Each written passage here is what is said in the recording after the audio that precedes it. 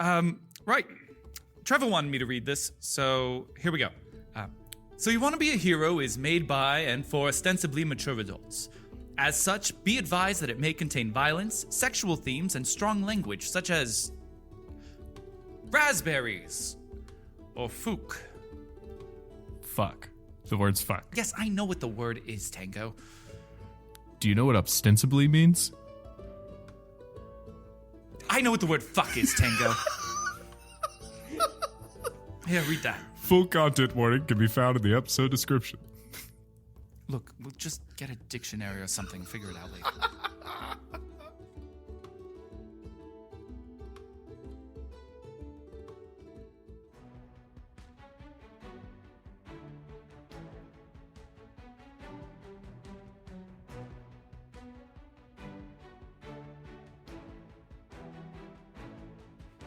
Welcome to So You Want to Be a Hero, Top Gun edition! a real-play Dungeons & Dragons podcast where five best friends said fuck it and went into the danger zone.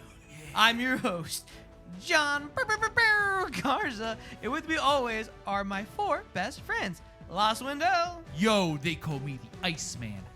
Emily Robinson, They call me Little Dragonfly. Davis McQueen, I'm Spruce Goose, baby! and finally, a heartfelt welcome and missing for Brad Silman. Who's I the still one who think you died killed him. in Top Gun? Who died? Goose. Oh, I guess he can't be Goose. Someone Brad Silman's our goose. I'm Spruce Goose, new and improved Goose. Oh shit! You're the son from the sequel. I never saw it. What? Yeah. Dude, it's got a lot of the feelings of the first one, and if you liked Top Gun, It was you'll like actually Maverick. good. Shockingly good. I thought Maverick was very. I thought it was I better loved it. actually. Yeah. I liked it. Really? a lot. Do they have another volleyball scene? Well, no. Yes. Oh, yes. Absolutely, They do. Yeah, that's they right, do. at the beach. Yes. All right, well, I'm at least going to watch one scene when I get home. All right, you weird horn dog. Yeah. Well, that's why You he's got have a a kid. daughter. Loss. Yeah, watch it with her. Too young. Too young. Well, you gotta trade him early. Okay. It will be a doctor. formative scene. It will be a formative scene. You're welcome. In many years from now. Yeah. All right. She'll well, either be like, thank you. Speaking of formative stuff, Okay, we're cutting me off. I see. I'm going too far. I understand. Dice Breakers! All right, everybody, roll it in 20. 17. 18. 3! All right, roll a D100, Mr. 18. 2 episodes in a row, baby. 10. Boy, you're really low. Yeah. Hopefully that doesn't transfer over. We're gonna listen to one more time. Here's Dice Breakers. Okay, what'd you roll? 10. A 10. All right, let me go to about that. Only losers roll 10s. I'm gonna lose those. Only losers roll 10s, Davis. All right, so what one magic item, if you could snap and have it on your character, would you take? Time out. Snap? Like, snap. Oh, just not go crazy. Yeah. If you go insane, what magic item do you want with like, you? like snap your fingers and you could have this magic item. Gotcha. What would it be? Can we ban the wish ring? Yes. No wishing for more wishes. You must pick a magic item that's solo. Okay. All right, so in that case, let's go ahead. What if we don't know magic items? Don't very worry, well? Emily. You and I Just- are together in this one. Then you just make one up. You Oh. say what it does and you pick that magic item. That I can do. Okay. Well, in that case, let's go ahead and Oh shit, it's me. start with Fuck. Laus God, no! All right. I actually enjoy this potion and spell. So we're going to say I have a bow tie of haste. Why is it a bow tie? Because I'm dapper. I assume it's because you like the Doctor. I do love Doctor Who. Yeah, I knew it. And I do love Matt Smith's version of Doctor Who. Yeah. It's a good version. It's a great. He was my first Doctor. I know a lot of people had David Tennant as their first Doctor. I was a late bloomer. I had Eccleston. See, yeah, I mean, and I love them. I love them both. But Matt Smith holds a special place in my heart as my first Doctor. But have you seen the new Doctor? Yes. I love him. I love the transition. I mean, that makes sense to me. Well, moving on. Let's go ahead and see We'll Emily nerd out Robinson. Wait, the new doctor's not the lady anymore? She's not. Boy, you were behind by a couple seasons, I think. I haven't watched since, like maybe The new dinosaurs doctor in is space. the new doctor Thank you, is John. queer and This is wonderful. our move along music. Clearly. He's delightful. Would It's recommend. nice. It's like 10 we're out of 10. relaxing on the beach. Yes. What happens when you give me power? All right, what magic item would you get? The daisy chain of friendship. Ooh, say that again. Keychain of friendship? Daisy chain of friendship. Oh. Does it have 32 petals on it? Because it's a daisy, Davis. Gosh, talk about misreading a magic item. That devastated me. Okay, all right. Sorry. What does it do? Well, it replicates, so you can give a friendship bracelet to someone, and it's like casting a permanent friends on them A if permanent they accept friends. the bracelet. Oh, if they accept it. Wow. Okay. But if somehow it ever comes off, they are your mortal enemy. That's not canon for this made-up magic item. Feels very like It's the Sauron, Lord of the acceptance. Rings to me. Not the wearing it. All right. And lastly, Davis McQueen, let's hear your magic item, please, sir. Okay. Ball of I'm gonna annihilation. answer as myself and Tango. Okay. Okay. So if it was me, my favorite magic item is the Caneth mandolin. Because anybody who can play it is basically a full caster, no matter your class. It's an amazing item. You can do fly and invisibility and all sorts of crazy shit. But Tango would want the Helm of Brilliance, which is covered in a bunch of gems that let you do different things, like the sapphires let you cast Fireball or whatever. Okay. Sapphires are blue, right? Whatever red ones are. Rubies. Rubies, my Red boy. are rubies. Sapphires Rubies are blue. are sapphires, though. Right. Wait, are they emeralds? I don't know. Rubies are red sapphires. Oh, you learned something new. Every day. Every day. Although, with that being said, I think my legit favorite magic item, I don't remember where I heard this from, where it was like a cloak of butter. I think it was in one of your games, Davis, where you were like, you just get a bunch of butter to smear on bread. That sounds about right for Davis's games. I do think that I probably stole that / heavily borrowed that From the cloak of bread. From the Cloak of Bread Uh-huh. in what is the name of their podcast? D&D minus. D&D minus. Yes. Shout out to D&D minus. Fantastic. But one of the characters just has a cloak and he just rolls to see what kind of bread he pulls out, and it's amazing. It's just pocket bread all the Well, way down. That's awesome. You know what time it is. We already Forte. did dice Time for breakers. John to be sick of our shit. Right.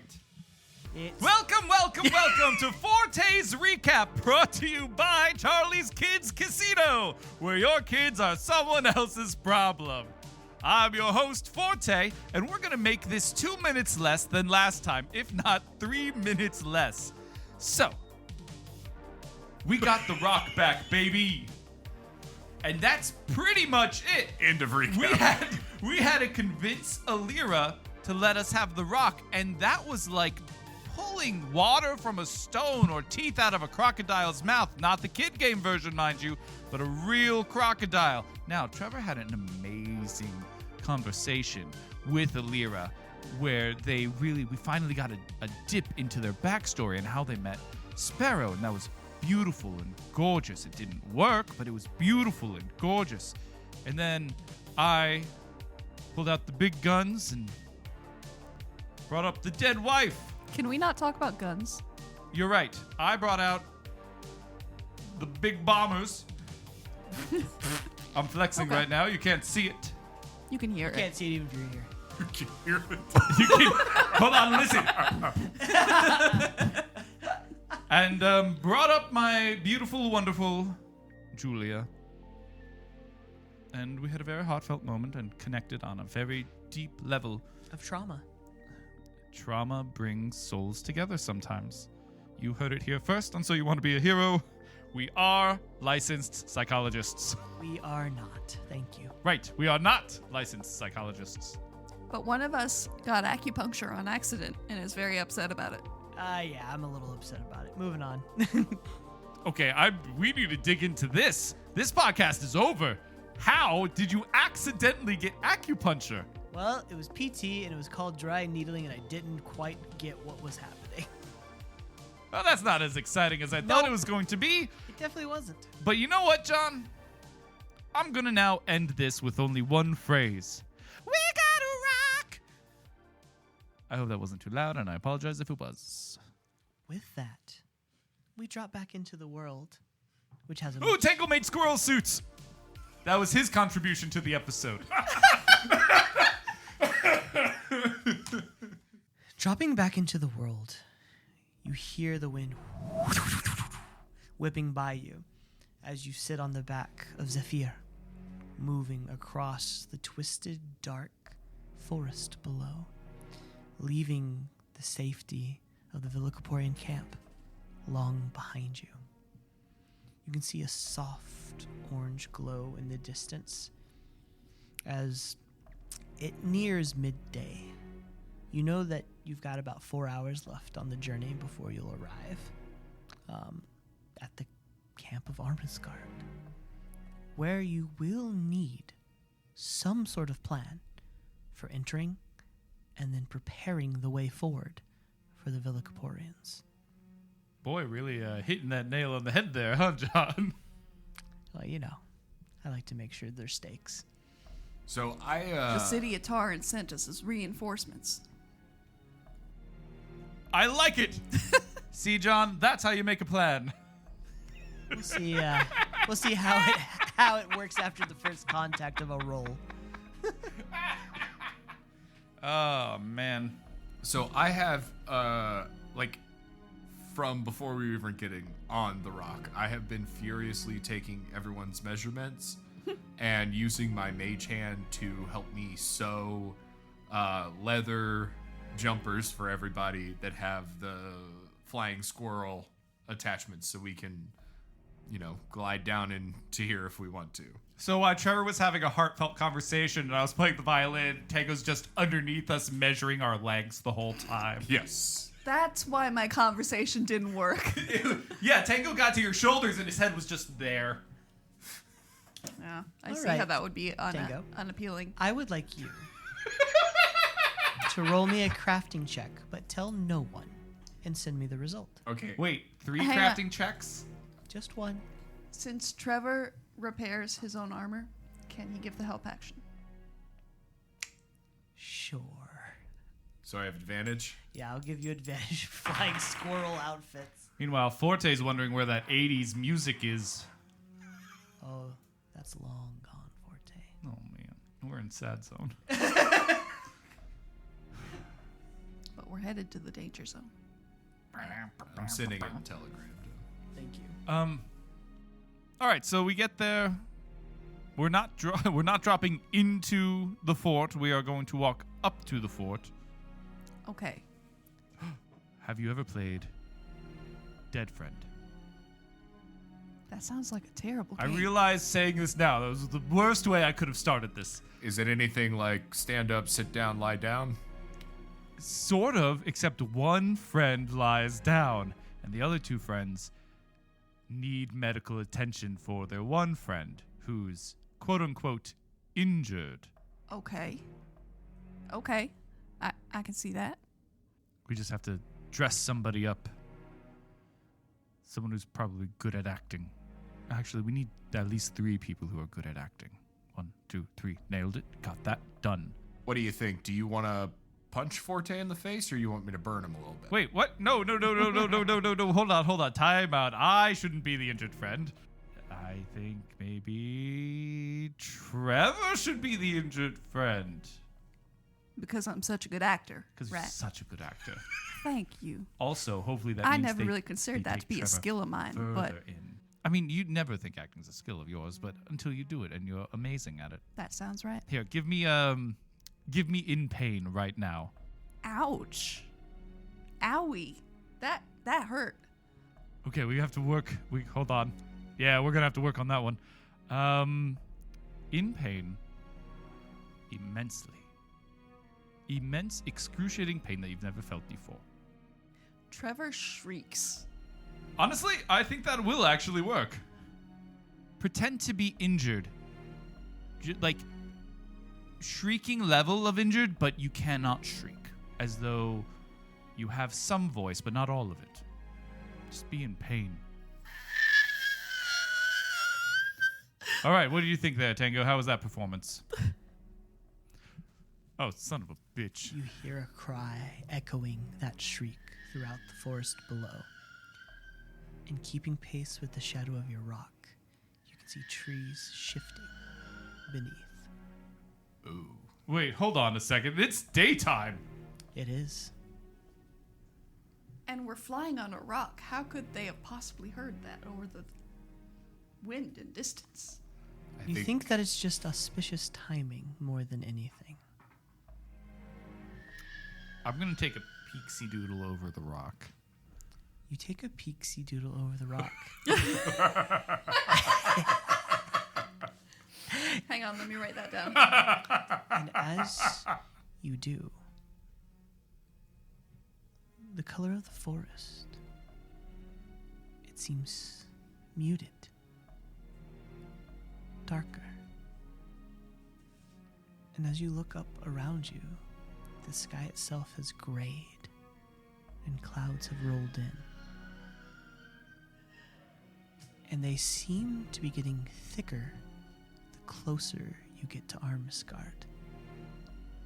Almost as if day is becoming night as you move closer to it. Okay, so remember how I said we were going to drop off and walk to the fort? Yeah, I recall. So I don't think that's a really bad idea. Aerial assault? And as I spread my leather, I almost blow myself off the rock. Roll me a dex save, bitch! Oh no! You pass. Doesn't matter what it is unless it's a nat 1. It's a 5, You but pass. I roll. Barely. I roll to the back of the rock and catch a tail feather. You catch a tail feather. Oh. This legitimately might mean aerial assault. I don't know what this fort looks like. Maybe we land on the tippy top and work our way down. We would have to Okay. pass over the fort, which would put Zephyr in danger. Zephyr or Zephyr? Zephyr.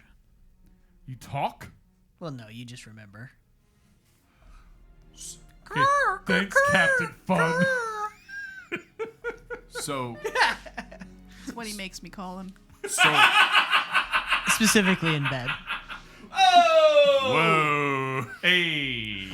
So if I had to take a guess, I would say if you're holding a prisoner, they're probably either at the very top or the very bottom, right? Right, and if there's a bunch of monsters at the very bottom, we have to kind of start at the very top.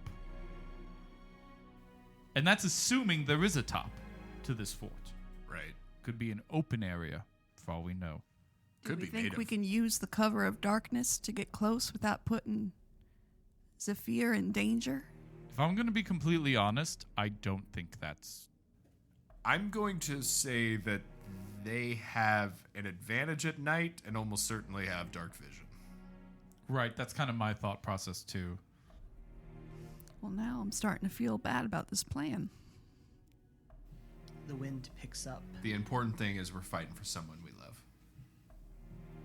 Zephyr. We're going to get close, but you need to get out of here the second we jump off of you. Do you think Can you think take the rock evasive understands me? maneuvers? I could ask. You should. Like, otherwise, you have to talk to it. Or Trevor. I cast speak with animals. What does the rock say? Oh, it's, all right. So you said you need to get out of here. The second we jump off of you. I fly fast. I'm hungry. Perhaps a roost. Ooh, a camel would be nice. All right, I think this bird's gonna do whatever it wants. Yeah, serious case of bird brain. Why is it dark? Can you explain to Zephyr what evasive maneuvers are? And that it's not night, and don't be tricked by it. You have to continue flying. Oh, this is a lot. It's 2 sentences. Bird brain, remember? Right. Hey, Zephyr? Yes, little one. We jump. You go home. I go to food. Yeah, food on the way. This whole area, dead. No prey. To the light where I can see. Exactly. I will return to the light. What did you just say there? I said, good. Oh, okay. Sorry, I don't speak bird. Can anyone see well in the dark and see what we're coming up against? I can always make light. I mean, oh, sorry, let me rephrase this. I want to see if we can see an outline. That chills me to my core. We don't see the fort yet, right? No. You see the edges of outlines of light. It's probably about 4 hours out. I think all there is to do is rest a little bit more. Gird your loins, you know? That's true. My loins need a girding. You do need to sleep. Eventually. All right. So, as you lie down, Forte already fell asleep. as you lie down hiding in the down-like feathers of Zephyr, and a deep sleep takes each of you as you've tied yourself to the back of the rock. You hear, Tango, the rustling of fire and the cracking of ember as you jolt yourself awake and find yourself sitting in a familiar place. A bonfire around you. But there's no one here. It's just the warmth of the fire as you sit and stare at it. I'm here. Hey, kiddo! Oh, jeez. Did you think it was the flame, mama? Got you, bitch. Scared the shit out of me. How you doing, kid? And you see a flaming Wendigo, easily 8-9 feet tall, sit down next to you, draping an ever-burning arm around your shoulders. Well, Chris, I think I might be heading to certain death. Yeah, that's kind of why I'm showing up here, boss. I'm thinking we don't do this. Look. You had a good run, you had some fun, but we gotta find the homeland. Remember, gotta find a new place for the Enclave that you burnt down, that you killed, you smoked, you turned to ash. You know, Chris, Yeah? they were always better off without me, right? Whoa, you were given a divine quest, bud. Can't just say, fuck off, and walk away.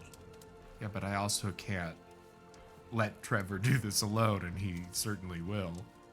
Is that your problem, Tango? Well, kinda, yeah. I mean, you seen what's happening to the Enclaves. Shouldn't you be trying to save the rest of them?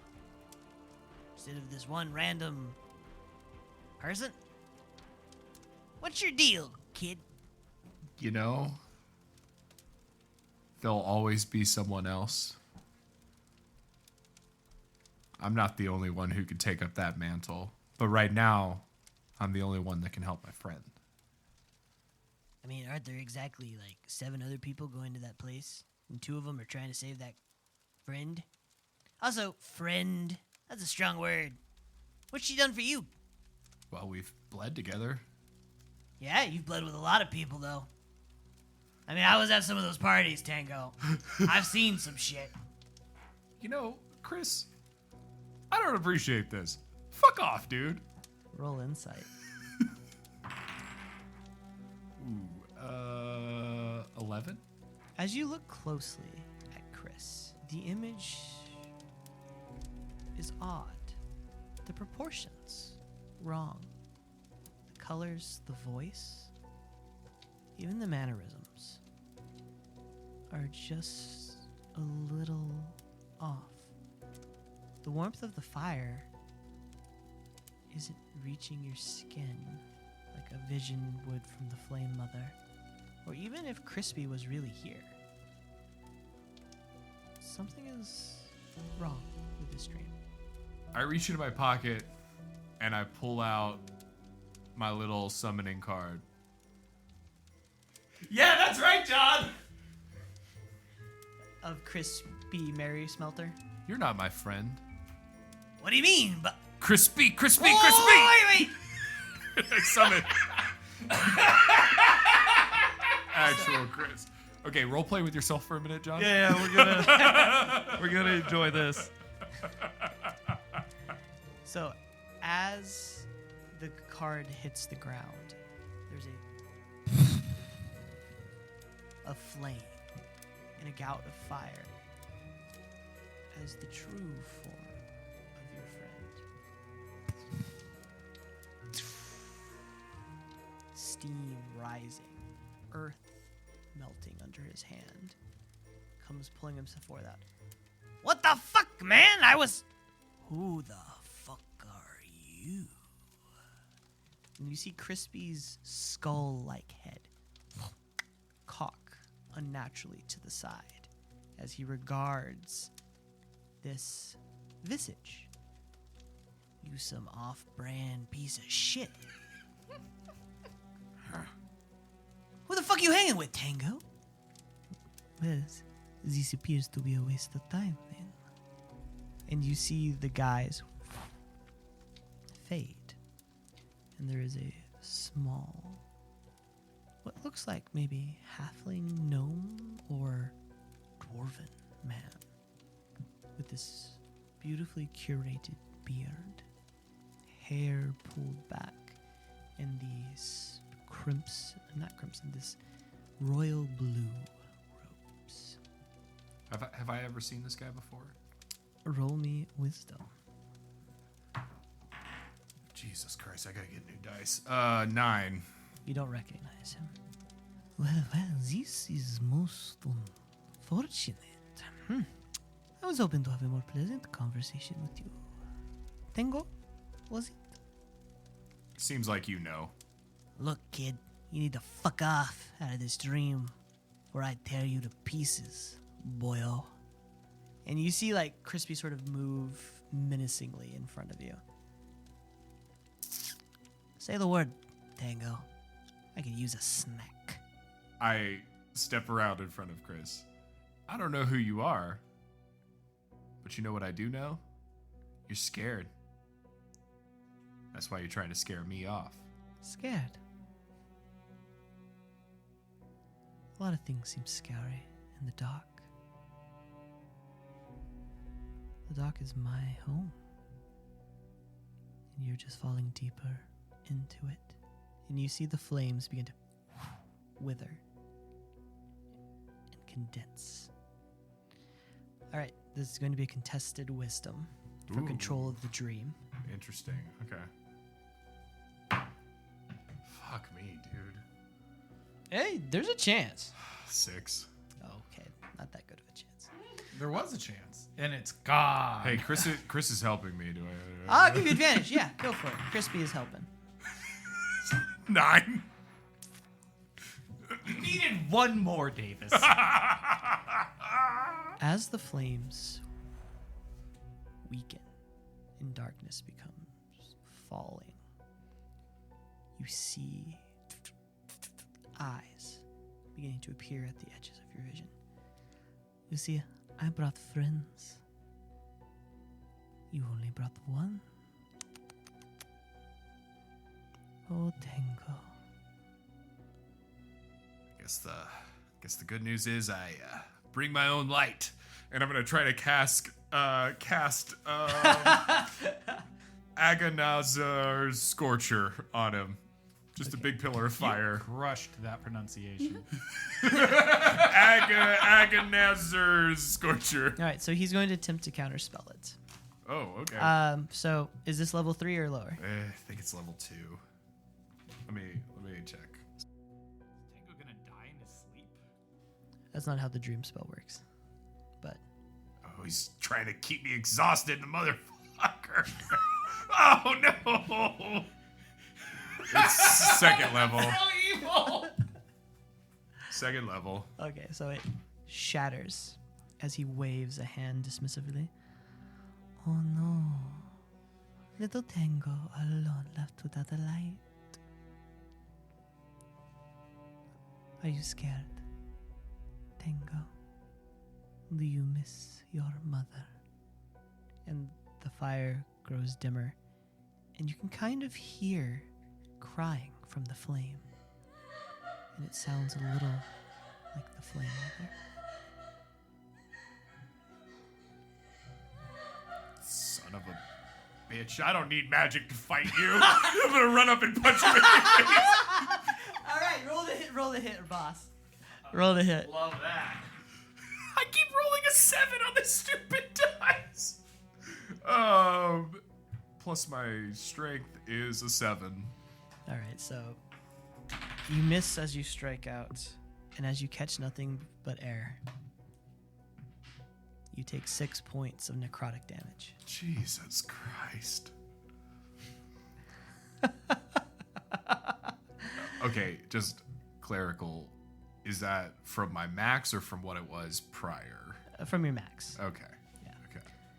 Oh, Tango.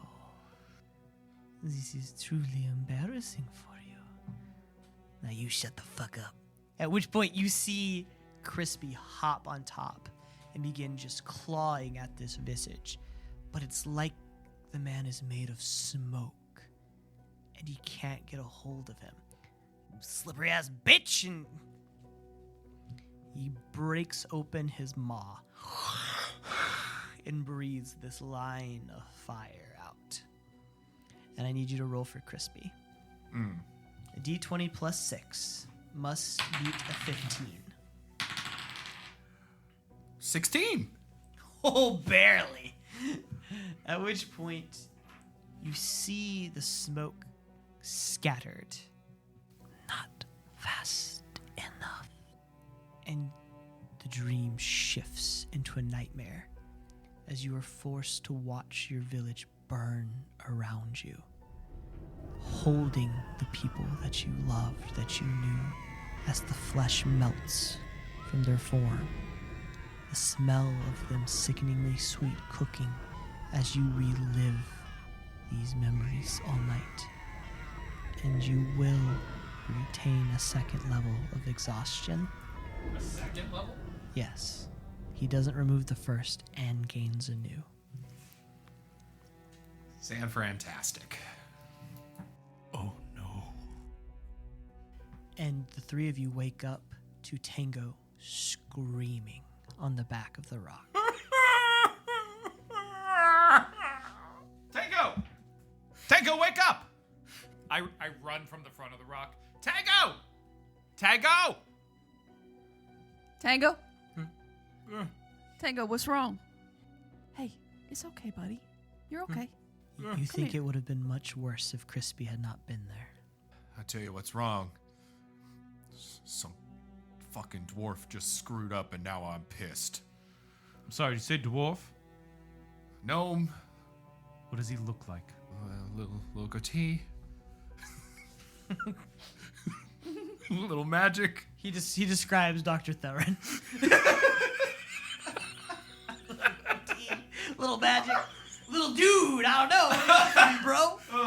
Ooh, that was good. You were visited by Dr. Theron. Motherfucker went into my mind while I was sleeping. Yeah, he does that. Or sometimes he takes your mind. Now, granted, you're lucky that didn't happen, but you look like shit. That's okay. That's okay. Because I know something that Dr. Theremin doesn't know. he's already dead. Don't jump off the back of the rock. You don't have your suit on. Wait. Tango. Wait. Love the energy. Great energy. Put on your suit first. I want to rage. You're not a barbarian. Go ahead. But do it with your suit on. Okay, let me ask you, John. Can I rage?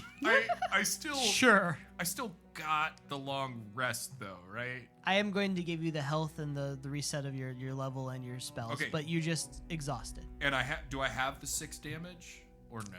You will wake up with that damage. Okay, so I still have that damage, but I get all my spells. Correct. Great. Over Zephyr's feathers in front of her, you see Armisgard, the camp, sprawling out before you. A utilitarian post, maybe 500-600 feet.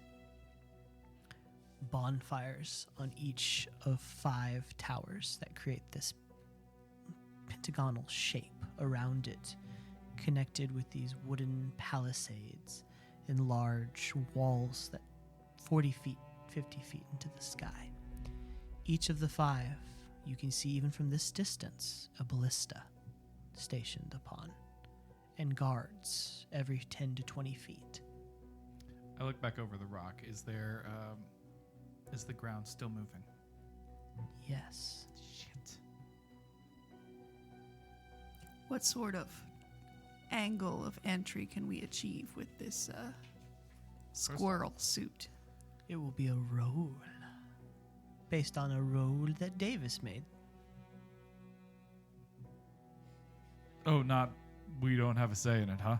Well, you get to make a roll for dexterity, but it will be augmented or hindered by the roll that he made designing your suit. Well, I'm not one to take unnecessary risks. However, I'm going to waste 2 of my, let's call them bardic inspirations. Just sit quiet and listen to this beautiful song I'm about to play. Oh, And then I'm going to give you guys each a bardic inspiration. that actually reminds me something I wanted to do. For some reason, Trevor has instrument training. So when he wakes up, he plays a little morning tune on his bird pipes. And the 3 of us all have heroic inspiration, which is a reroll. That's that 2025 shit. Oh, shit. Okay. I'll still give you guys the other inspiration just Yeah. to be safe. Yeah, But now we let's have stack our shit. So now we have a please. reroll and +6. Wait, possibly 8. What do I do with my papers? I'm a bad player. I didn't want to say it, but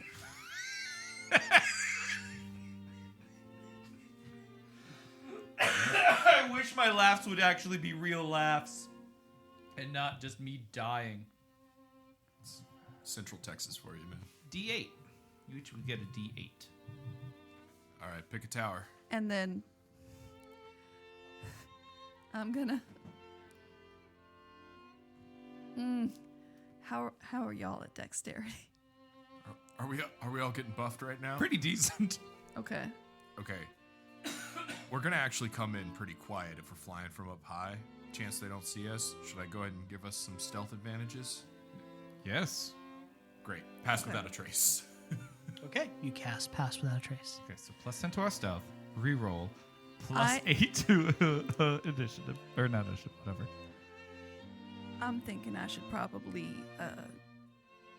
do a little prayer to up my dexterous ability, and I can do an extra special prayer that would let me do it to me and somebody else.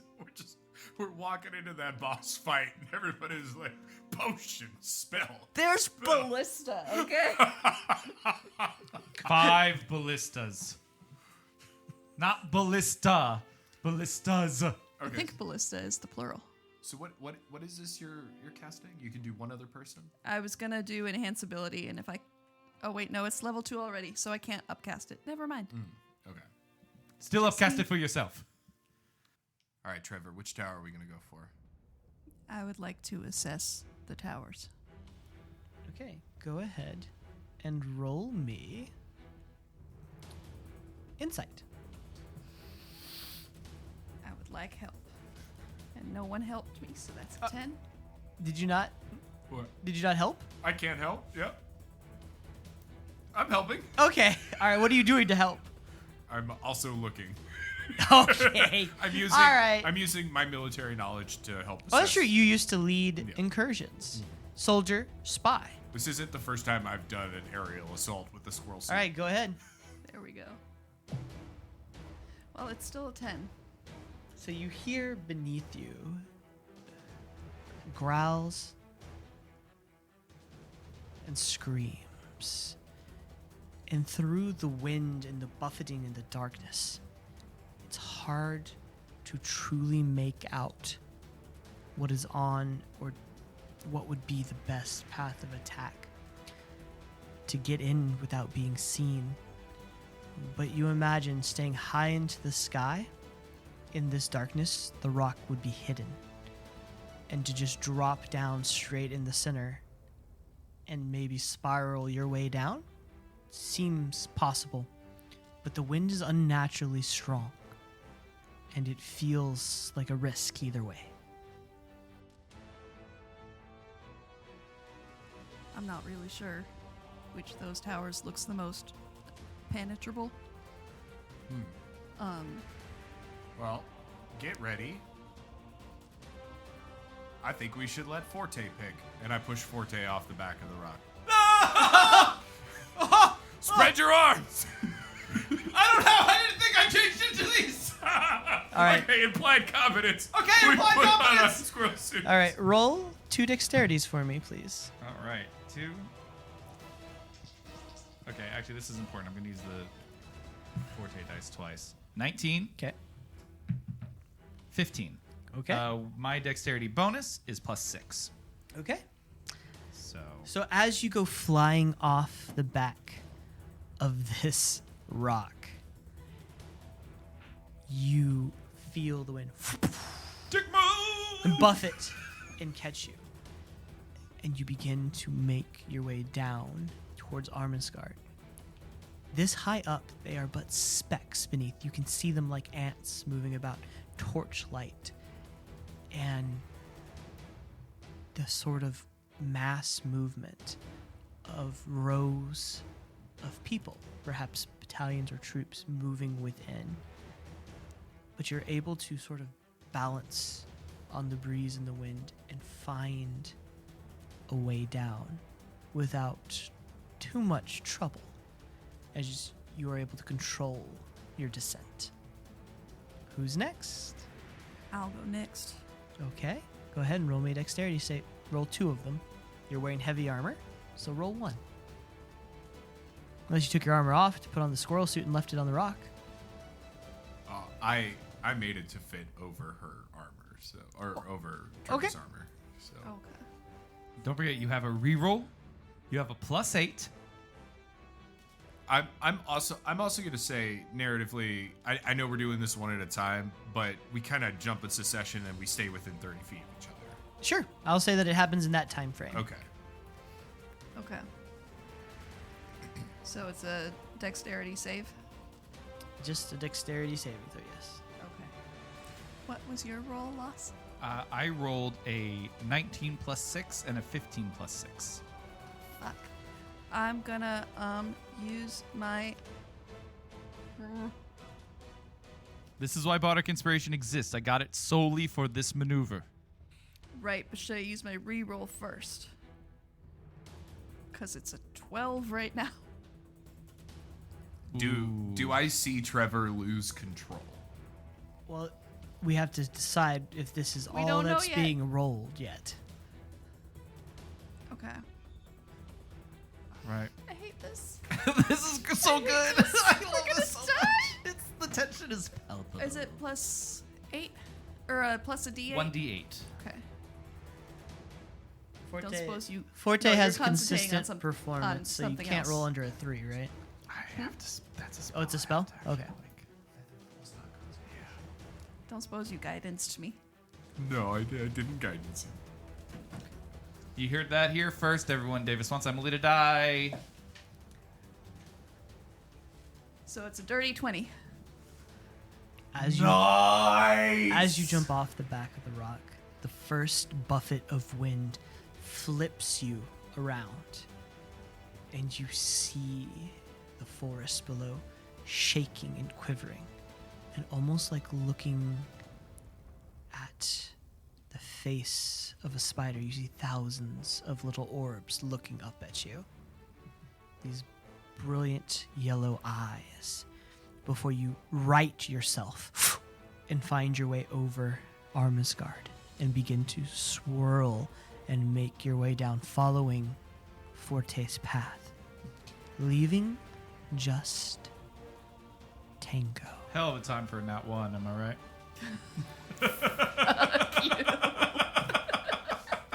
So you'll be doing a straight roll as well because you are exhausted at the second level. Fantastic. Thanks, friend. I say to the rock, and then I leap off the back after Trevor. That is a 21. Not my first rodeo, baby. You used my lucky dice. It's much better than mine. As you jump off the back and the winds crest underneath your wings, it takes you back. You remember the infiltration that day long ago. You dropped in with your 5-man unit, preparing. You knew you had to get to that princess. Tango. You had to get there. Predator handshake midair. And remembering those moments, that incursion into the Feywild, you close your wings and dive bomb, catching up to the other two before spreading them and slowing to lead the group. The wind now buffeting you loudly. I hit at a pretty fast speed, but I do the like roll you would do for too fast of a parachute to like switch your momentum, like Link.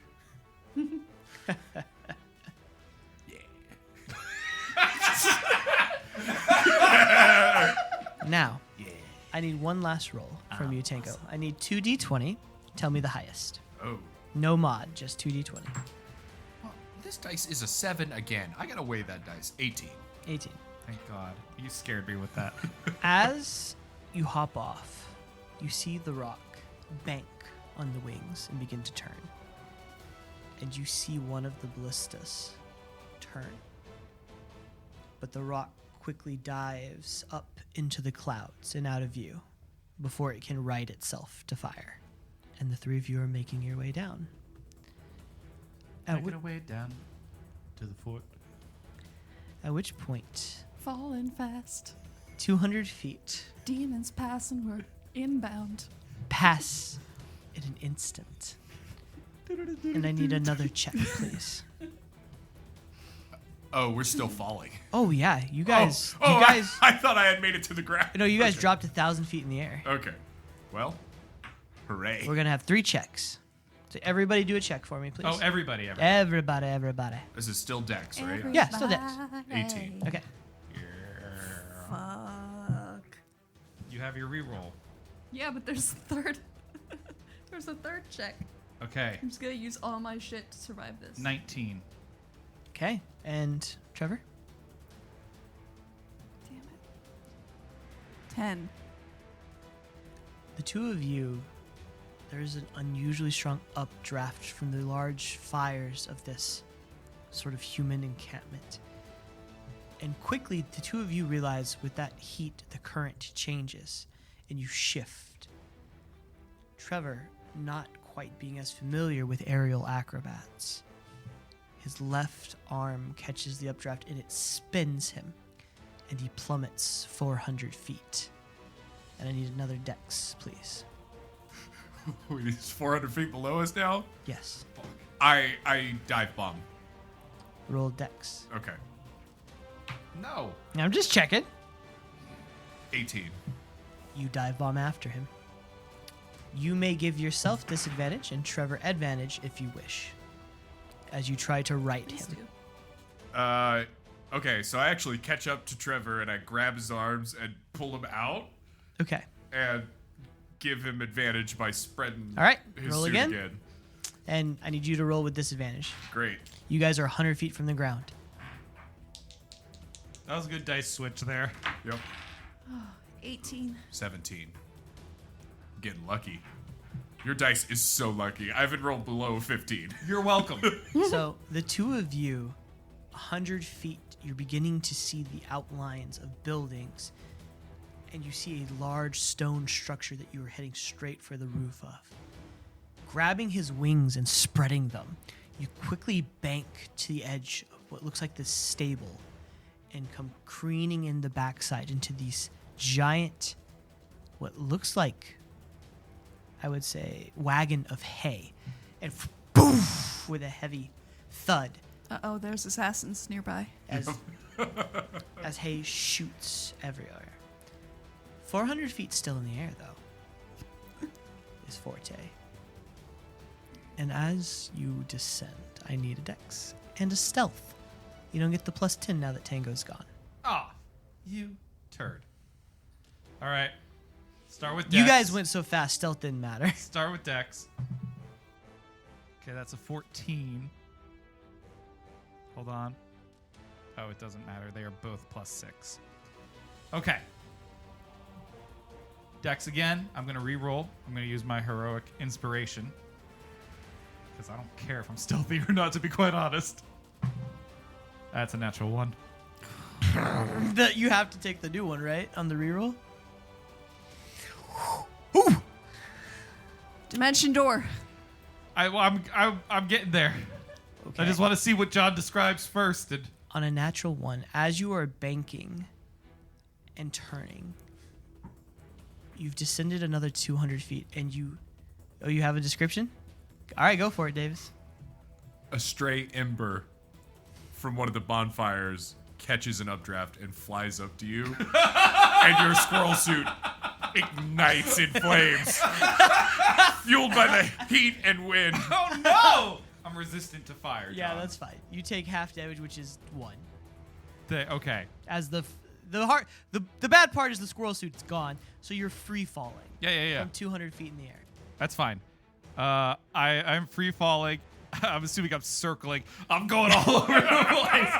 And I'm trying. I would like to, instead of the stealth roll, I would like to do a focus roll. Concentration check, even. Yes.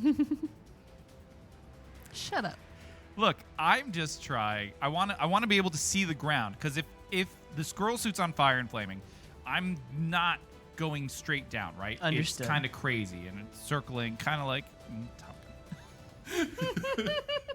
All right. What do I? Okay. Concentration is con, so 10, and my Constitution modifier 0. so a flat 10. So as average as we can get.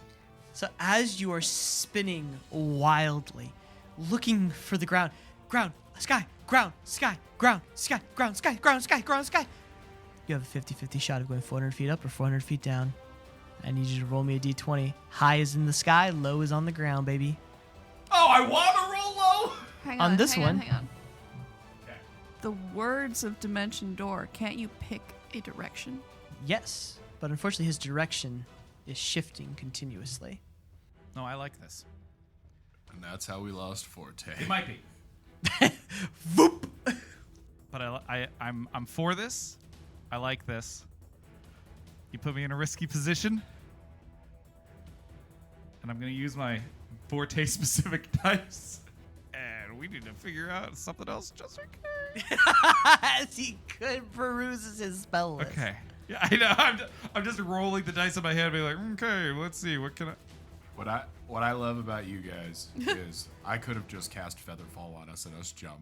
Why But didn't you do that? But you love me enough to have gone with my amazing squirrel suit plan. And I really appreciate that. I'm gonna tell you that wasn't out of love. So much! I can't believe if I die. All right, I'm rolling now, and it's all on you. That is a 5. as you're You lucky son of a bitch. spinning, you throw up a hand as this inky black door appears, and you careen through it. And with a thud, you hit the ground face first into the dirt. And Outside the fort or inside the fort?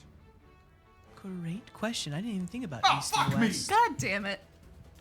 All right. What I like visually is the door actually like makes him parallel to the ground as he emerges, and instead of hitting, because he'd still have all that momentum, right? Yeah. So he like gets shot out sideways and rolls on the ground. So he's gonna. All right. He will. He'll shoot out sideways. Yeah.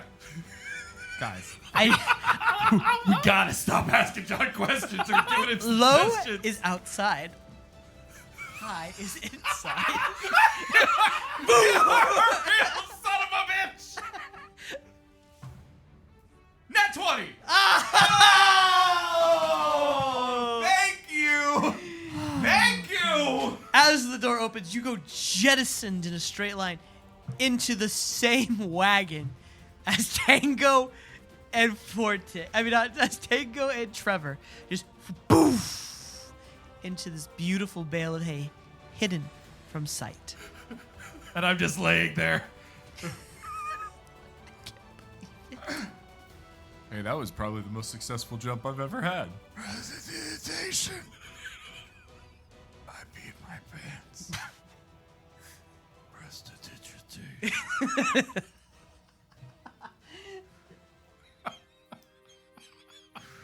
I'm a changed man. Oh, for the audience, I may not have any more friends. Brad's your only friend now. Oh no.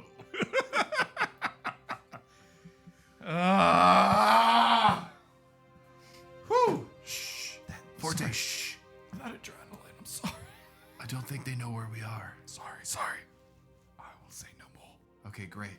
You hear the sound of pouring drinks and conversation. As around the corner, you imagine there to be a tavern. But all of you sit quietly hiding inside this wagon of hay for the moment. You take a moment to truly drink in what has just happened and how close you each came to death. Mostly me. And is there anything you'd like to do before poking a head out and getting lay of the land? Yes.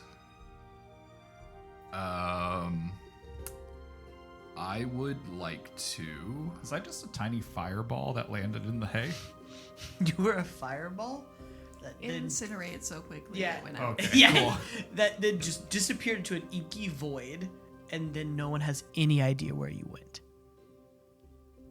Because you literally moved 400 feet instantly. Anyone tracking your eyes it'd be very difficult, unless you want to roll stealth for some reason. I don't. I just wanted to roll to make sure my clothes didn't burn off. And unfortunately, I will say there are definite gaps. Okay. I would like to cast Locate Object. Okay. But here is what I would like to do with it. My first instinct is look for Sparrow's guns, right? But if I think back, is there anything like an earring or something that Sparrow has that I think they'd be less likely to have taken from her? Right? Something that would still be on her person, even, or in the image I saw, did I see any items on her? Legit question. Did Sparrow have any piercings? So, Sparrow does have sort of metro-style ears with earrings. And you know that she does carry a ring and a small necklace that she wears around her. Any of those would probably be fairly good attempts. You do imagine the idea of her being able to keep weapons is probably pretty low, but They might at least be close to her. they might be close to her or they might be given to someone to use. Oh shit. Okay, I'm gonna. Okay, give me a minute. I think I can locate Sparrow. Sorry, I'm waiting for my soul to re-enter my body. I pull out a little piece of wood that's like a forked twig, and I snap it in half, and I think real hard about the most prominent of those earrings that Sparrow wears. Okay, and the range is 1,000 feet. Yeah. As your senses expand out around you, there is nothing that returns. But you know that 1,000 feet does not cover a lot. Right. Yeah. Shit. Well, Tiny that's what I tried. toadstool appears. Your princess is in another castle. Okay, I'm not sensing Sparrow. But I figure we can maybe deduce where the most likely place they'd be keeping a prisoner, and I can try again. All right. So, are we trying to sneak, or should we try to get some disguises? Well, I would like to, under the cover of the hay, do my best to see what's around us, if it's all guards or if it is common Roll me people of perception. different races. Horizons. 19 on the dice, which makes that bad boy 21. I only have +2. As you stick your head out of the hay, you can see a drunkard like laying in the stables, wearing a rough spun tunic, boots, and pants. He doesn't appear to be military. He has shaggy, long hair, unkempt beard. And as you sort of peer out into the street, there is a pretty general folk moving about, but you do see for every 2 people a guard. So you imagine, like, while there are people here, there's a good number of military as well. And this is definitely a waypoint as opposed to a destination. People move in, take a caravan, leave, and so forth. All right, we may be able to blend in. Trevor might be a little more difficult. Because he's so beautiful. That and its armor is always pristine. This is a way through point, so a lot of people pass through. So if they're not looking for us specifically, we should be able to get by. But there are so many guards here. The question is, how well known are we? I mean, Dr. Theron, was in your mind, is our wanted posters up anywhere? Or is there... Do you have anything that could change your look? I don't, but here's my question. If this is a through point, how are people getting in and out with all the dead shit outside? The monsters.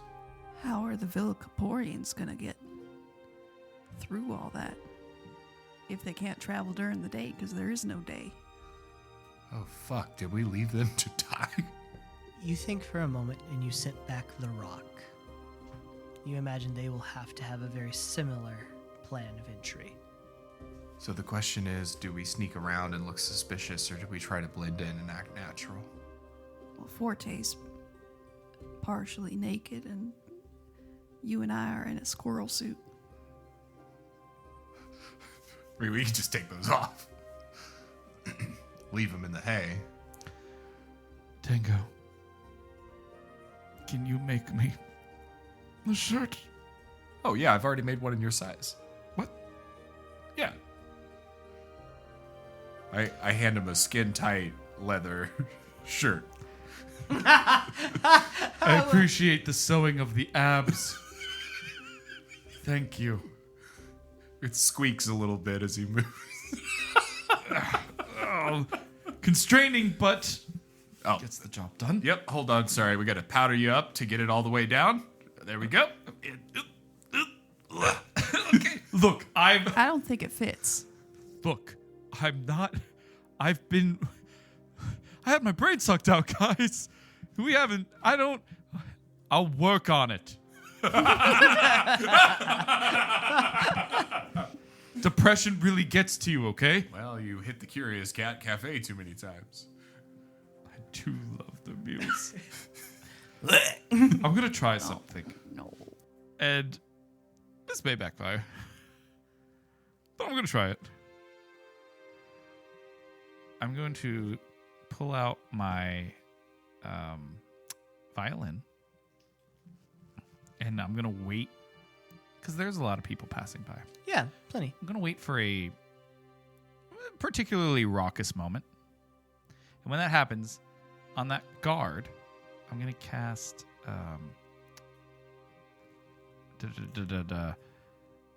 Cacophony. Now, what this does is... Oh.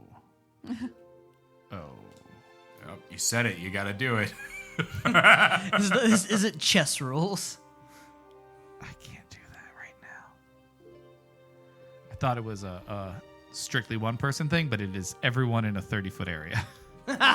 So I'm going to hold off. So I should probably describe what's around just a little bit. Yeah, John. So as... Guys, this guy, am I right? So Lazy as you're DM. behind this... Okay, fuckers. This mostly sort of stone and wooden cobble structure. The first 4 feet are packed stone with wood based on top of it. You can see about 5 or 6 troughs for horses. But you can also see the main road, which is just packed earth that looks as if a rain has come through recently, as it is muddy and sort of squelched. There are people moving in and out about it, and there are every 10 to 15 feet another building that has been hastily constructed from wood. You see guards at the corner of every crossroads, but to your right, about 70 to 80 feet after you leave this stable, you see the tavern or the inn that has been quickly constructed. It is made of this wretched black looking wood that has not even been made smooth. It looks very rough.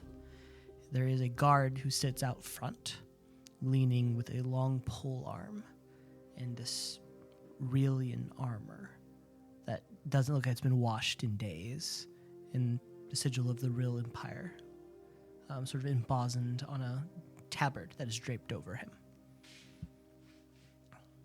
I have an idea. Dear John. Dear John. The guy that's passed out in the stable. Yes. Does he have bruises on his face? Does he look like he was tossed out of the tavern, or does he look like he drunkenly stumbled out and passed out? Indeed looks beaten. Fuck. Never mind. What was your idea?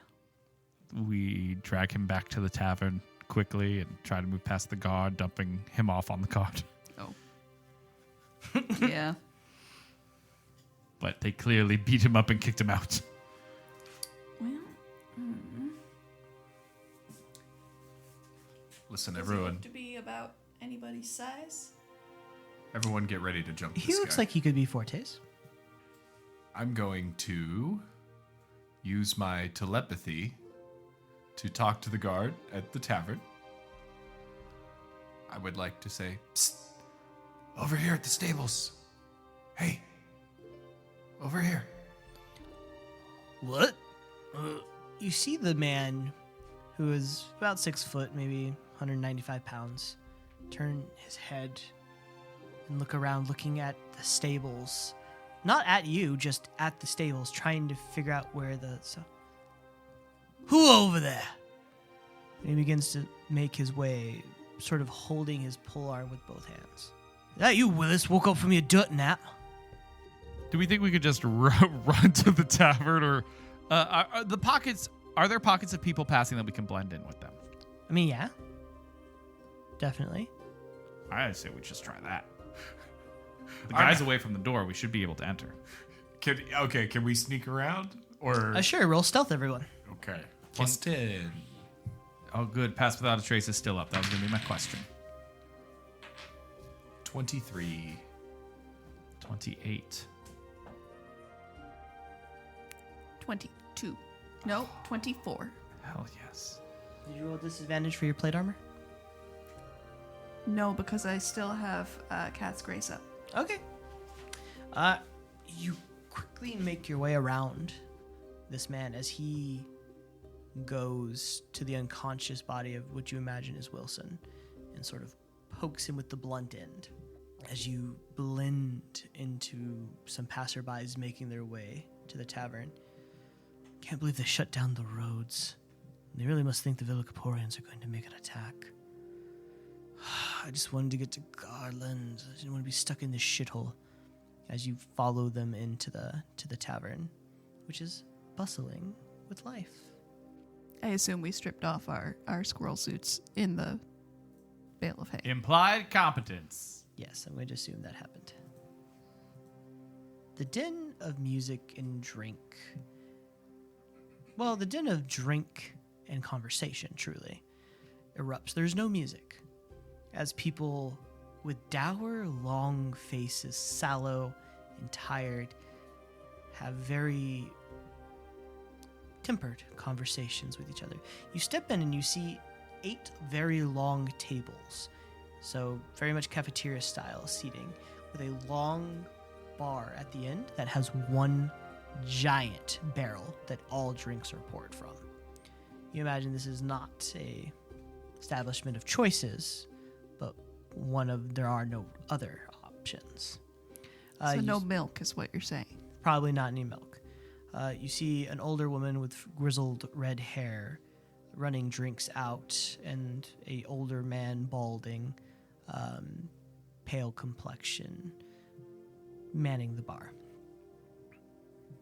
And just a ton of people inside here as you step in. Here's where things go a little south that I didn't think through.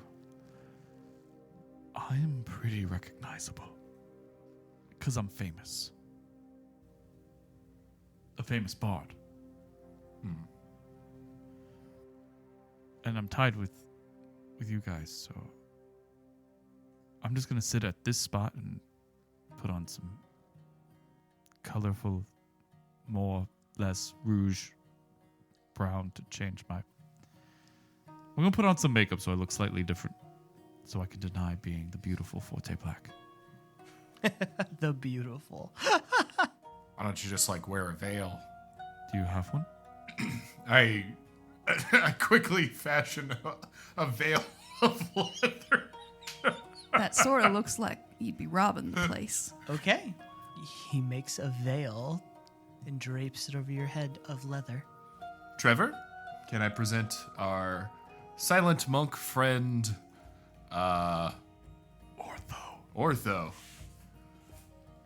Order of the Silent Monks. Never speaks, can't show his mouth. It's a pleasure to make your acquaintance, Ortho. It's really how you sideline me, huh, I Davis? didn't mean to. I'm just looking for an excuse to cover your face. We don't have to go with that. We haven't told Too anyone late. yet. We haven't told anyone yet.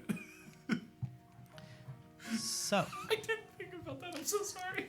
as you enter, Audio medium. and The silent monk. that's pretty fucked up. It's funny. As you enter and you sit down, I need everyone to roll me a perception check. At disadvantage because I got leather in front of my face. Sure. 10. 19. 8.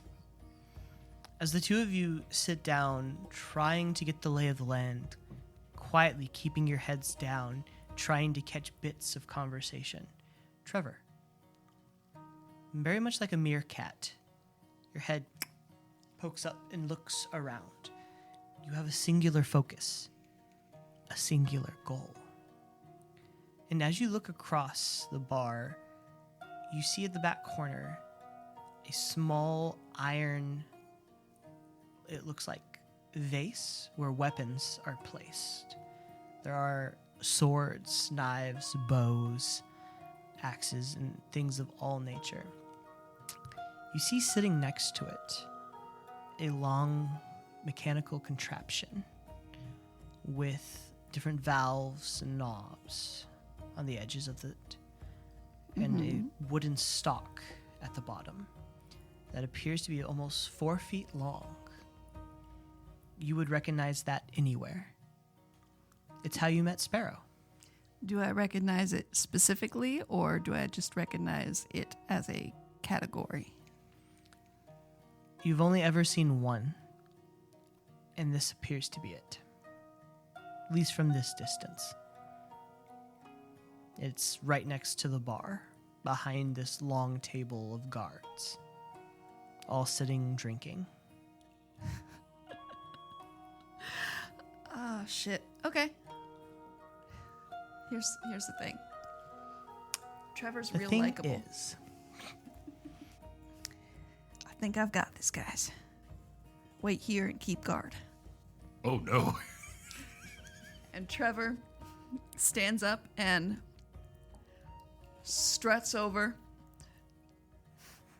and picks up this contraption and is like, well, this is certainly an interesting item. What does this do? And he looks over at the guards. so as you walk by this table towards the weapon, the moment you pick it up, 5 guards stand up and immediately go to restrain you. There are no weapons in here. What are you doing? And Oh, whoa, whoa, they whoa. immediately Is grab to rip it away. Trevor puts it back to, I didn't realize it was a weapon. I was just curious. This is a fascinating little device. Roll me a persuasion. Okay. 18. You see a younger woman, probably 20s, long, sort of golden blonde hair, tied in a bun underneath this very conquistadorian helmet, who looks over at the group of them. Oi, lads, come sit down. I don't recognize him. Probably just new here. There's no weapons allowed in here. Get yourself a pint and sit down. Get out of our hair. Oh, well, maybe I could buy y'all around. Oi, buy us all around. You see 20 guards. Forte perks up. I mean, sure, if you're buying. Hilda, around for me and my lads. You see the bartender begin to pour the pints, and she begins to bring them over. And the woman looks at you. Well, thank you, stranger. Well, I have to admit, I don't recognize you. What's your name? My name is Eric. Eric. When did you come in, Eric? I didn't remember seeing you in the last patrol. Oh, I came in with the last group of reinforcements. Oh, you're one of our guard? No, I'm more like a stable hand, sorta. A help. Go ahead and roll me deception. Full blade. In full plate mail, yeah. Okay. I didn't say this, but I should have. But that doesn't change it. It didn't happen. Trevor's awesome. Well, when I stripped off the squirrel suit, I wanted to also hide my armor in there because I've got just like a plain canvas So you're not shirt wearing and leather pants on. I under will the allow armor. you to not be wearing armor, but you're leaving it in the stable, underneath, inside that thing is what you're doing. I'm gonna hate myself for this, aren't I? I'm just asking. You might end up hating John when it disappears. So what did you do? Are you wearing your plate or are you not? Well, they said my plate was really noticeable. And It is very I noticeable. felt kind of bad about it. It is very noticeable. You and I stand out like sore thumbs. Would you like a leather mask? Brother Ortho and Brother Rotho. All right, are you wearing it or not? I'm not. All right, then you roll normal, no disadvantage. Okay. 19. We could use a new stable hand. I mean, Wilson's a bit of a fuck up. I think he just needs the right environment to encourage his talents. Really? Probably farther away from the alcohol. None of us would be here if we were further away from the alcohol. The place is a shit show. Aren't that right, lads? You basic grumble of agreement. Well, how'd you end up here? Well, I've been stationed here for a while now. Unfortunately, my commanding officer, well, let's just say he got me stuck here with him. And one of the other guards. Look, you can't blame Master Dawnhorn for everything. You chose to stay here. Well, I couldn't exactly leave him either with the way my record came out. After I served under him, no, could I? Do you mind if I ask what happened? I'm She sorry, co- too personal. She cocks an eyebrow at you, and I need another check now. What kind of check? This is going to be deception. Deception? Yes. Liam Dawnhorn is the man punished for the 3 days of night. Oh, shit. Yeah. Even I remembered that. Not me. A 22. Trevor's Trevor just seems that. just really charismatic and really dumb. Well, you really must not be from around here. Perhaps the stable is the right job. Yes, well, Master Sergeant Dawnhorn. He had a regrettable part in the war, or the battle of Broken Mountain, in the 3 days of darkness. We don't like to bring it up, though. If you get my drift. I'm sorry, I just keep sticking my foot in horse pies today. Well, it is your job. Why don't you have a seat with us? Have a drink. And she takes you by the shoulder and sits you down as she motions for one of the guards to move to the end of the table. Oh, thank you. Yeah. And I'm sorry about the way we met. That just looked really cool and kind of weird, and I thought maybe it belonged to one of you guys and I could ask. It isn't one of ours. That's the Inquisitor's gun. Who's that? Well, she's regrettably the right hand of Sergeant Dawnhorn. A rather new addition to our, well, merry band of soldiers. Merry band of soldiers, you say? Indeed. She walks around That's a right cheerful and uplifting sort of way to look at it. Well, when everything around you has gone to horse pies, as it were, you have to look for some brighter moments, huh? Well then. Anyway, that's her weapon. I doubt she would appreciate it much, see you, well, touching it. She gets rather particular. Well, I'm glad you stopped me then. Have you seen her use it? What does it do? How is it a weapon? It looks like a stick. I've never seen her use it. I've heard it from a distance. Strike a man dead from 2,000 to 3,000 feet. Is it a wand? From what I can tell, it's mechanical of some nature.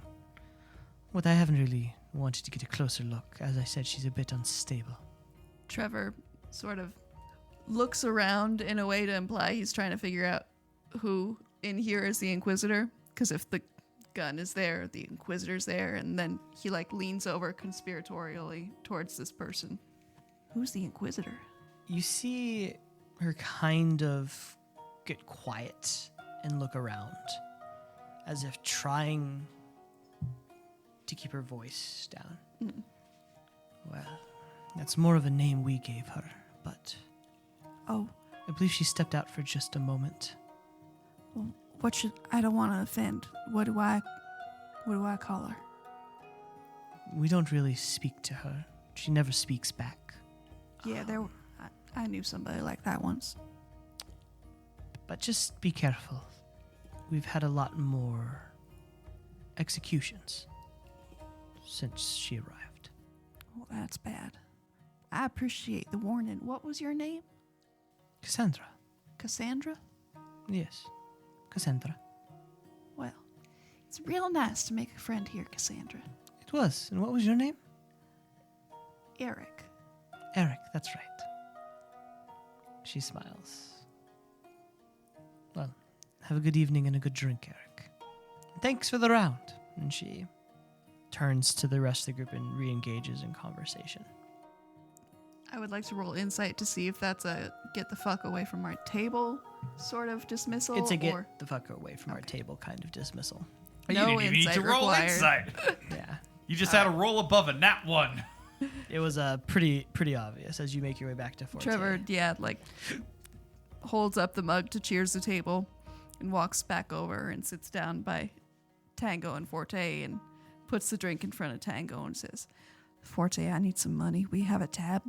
I hope you guys are ready. We're undercover now. It's time to bust out my alias. From here on out, I'm Walt's Vinegar Rag. God damn it. I'm Eric. You did not. What was your name again? Ortho, Ortho. the silent monk.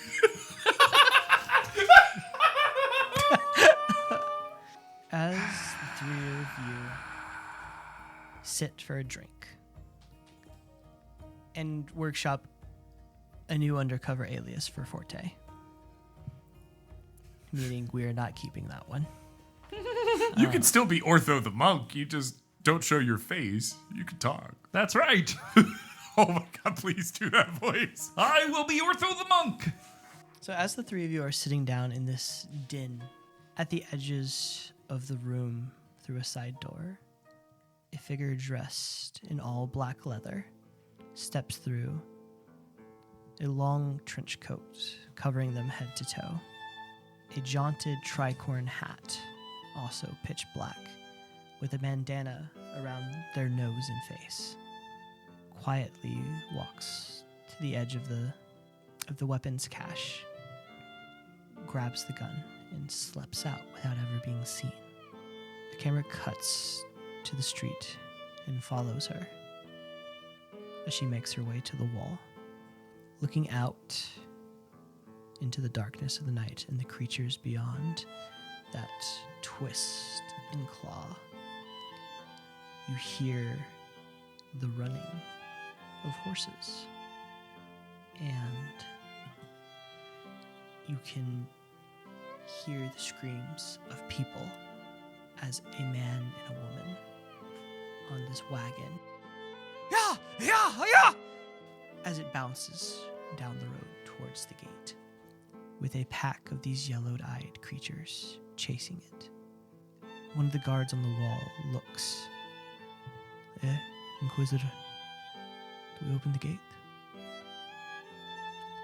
There's no response as she kneels and draws the long rifle, and over the din of the drinks and the conversation, two high-pitched pops can be heard.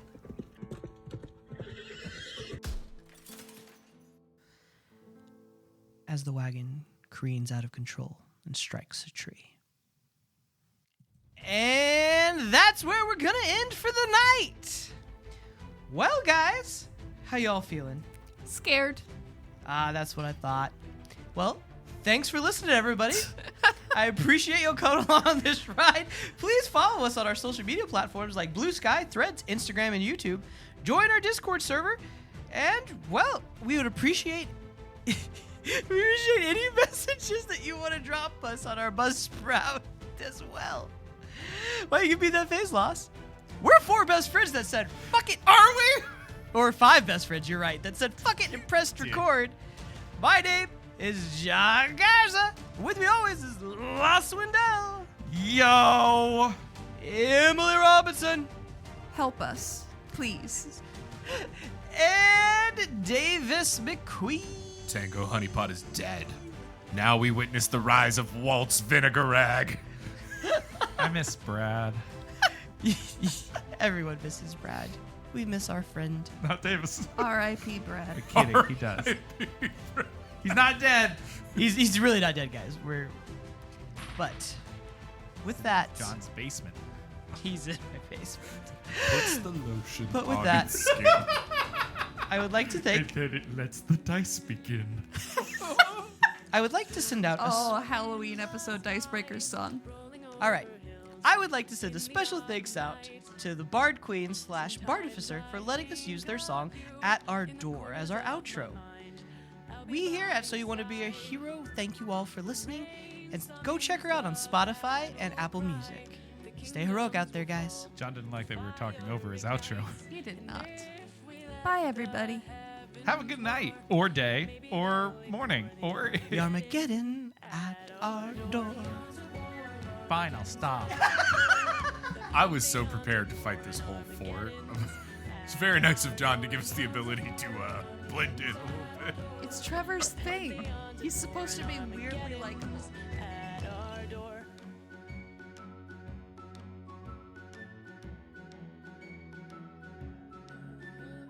When titans tower tall, the crashing of thunder graces the call. How may the realm stand?